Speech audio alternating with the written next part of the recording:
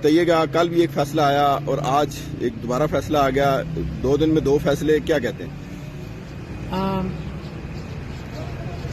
ہمارے جو judicial system ہے اس کو آج میرے خیال میں انہوں نے اپنے آپ کو دفن کر دیا، اور یہی کہہ سکتے ہیں اس کے اوپر کیا بات کر سکتے ہیں۔ یہ جو کل 2-3-4 دن سے ہو رہا ہے، اور آپ بھی دیکھ رہے ہیں کورٹ میں بیٹھ کے، آپ موجود تھے جب ہم دربے کے اندر بند تھے سائفر کیس میں، اور جو ex prime minister, x foreign minister اور جج ان کے ساتھ کیسی برتاؤ کر رہا تھا۔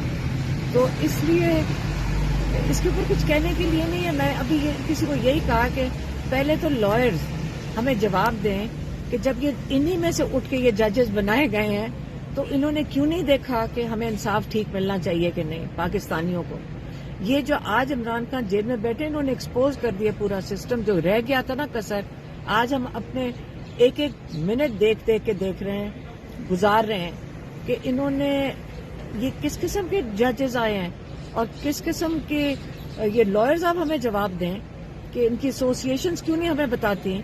کیا ہم نے سمجھا تھا کہ آپ کی جو ایسوسیشنز ہیں اور جو بار کاؤنسلز ہیں یہ نظر رکھتی ہیں ان چیزوں کے اوپر؟ وہ کدھر ہیں؟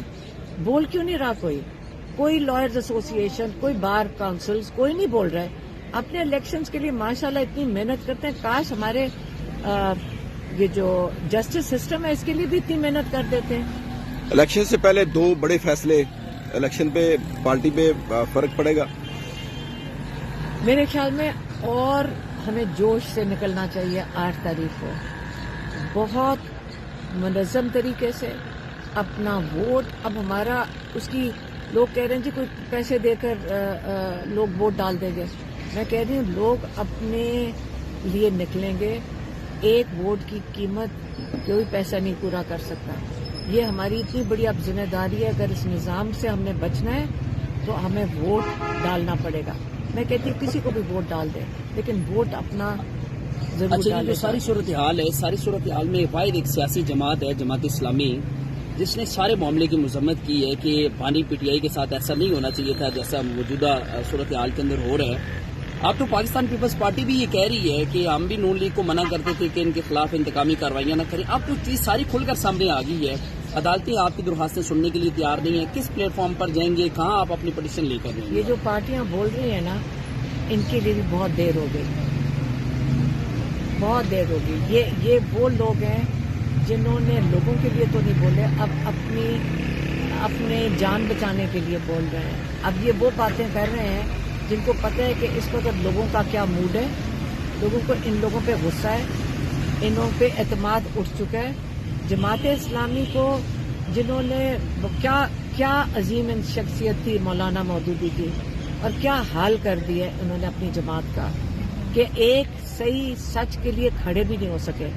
اگر یہ سچ کے لیے کھڑے ہو جاتے، انصاف کے لیے، آج میرے خیال میں ان سب کو شرمندہ ہونا چاہیے کہ جب اپنی ذاتوں کے لیے، اپنے پیسوں کے لیے، اپنی سیٹوں کے لیے، اپنے مفاد کے لیے یہ لگے رہے، انہوں نے انصاف کے لیے نہیں کھڑے ہوئے۔ آج دیکھ لیں عمران خان کا صرف جیل بیٹھنا ہی ان سب کی شرمندگی کا باعث، اب اتنے شرمندہ ہوں گے کہ بولنے کے قابل نہیں رہیں گے۔ عدالت نے فیصلہ سنا دیا ہے، تو کیا بشرا بی بی جو ہے وہ رضاکارانہ طور پر اب گرفتاری دینے جا رہی ہیں؟